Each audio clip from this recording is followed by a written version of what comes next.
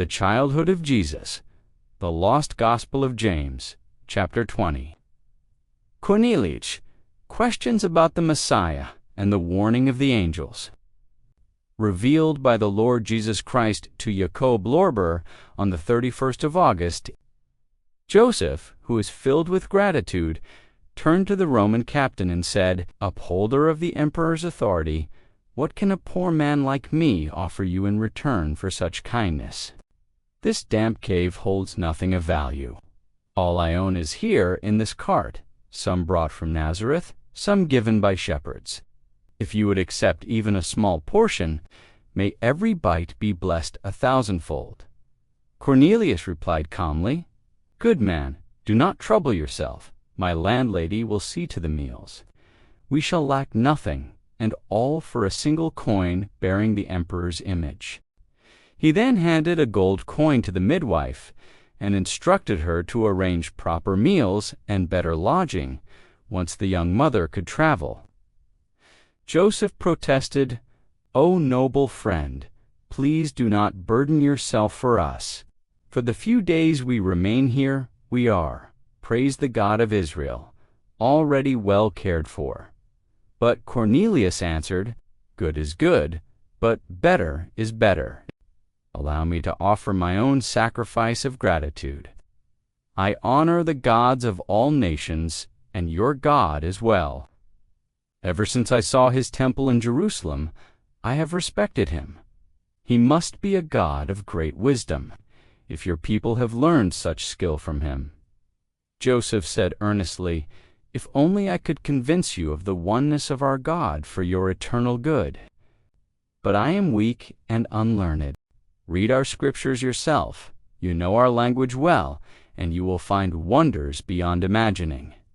Cornelius nodded. "I have already done so. And among these writings I found a prophecy that a new eternal king is promised to the Jews. Tell me, when will this king come, and from where?"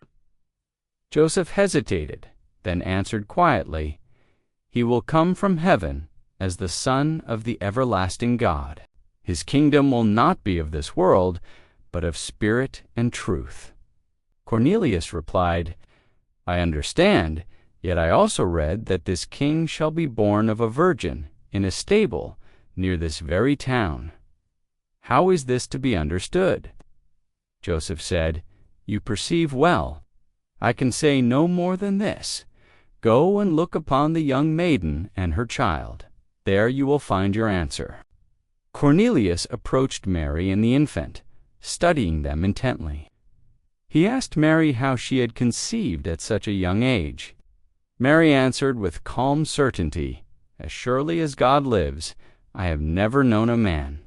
9 months ago, a messenger of the Lord appeared to me and told me that I would conceive by the Spirit of God. It happened exactly as he said. I became pregnant without a man, and before you is the fruit of God's promise." Cornelius then turned to Salome and the midwife and said sternly, "What do you say to this? Is this a deception meant to escape punishment? You know that such matters carry the death penalty under Jewish law. And if this is something worse, an attempt to stir unrest, then Roman law will act swiftly. Speak truthfully, so I may judge this extraordinary family." Salome stepped forward and said, "Cornelius, I appeal to your authority and your conscience. No judgment is needed here. This family is poor in appearance, yet infinitely rich. I would stake my life on this truth. All the powers of heaven serve them." Cornelius recoiled. "Even Rome's gods, Apollo, Zeus, the might of our empire." Salome replied firmly, "As you have spoken, so it is. If you doubt me, go outside and look at the sun. It has shone for hours and stands unmoving in the east." Cornelius went out, looked, and returned shaken. "It is true. If this is connected to this child, then even Apollo obeys him. Zeus himself must be present. This resembles the ancient days of divine judgment. I must report this to Rome at once." At that moment, 2 mighty angels appeared. Their faces shone like the sun. Their garments flashed like lightning. They said with authority, "Cornelius, speak of what you have seen to no one, not even in your thoughts, or you in Rome will perish this very day." Cornelius was seized by fear. The angels vanished. He turned to Joseph and said softly, "This is far more than a future king of the Jews. This is the one whom heaven and hell obey. Let me depart, for I am not worthy to remain so near the presence of God." End of chapter 20.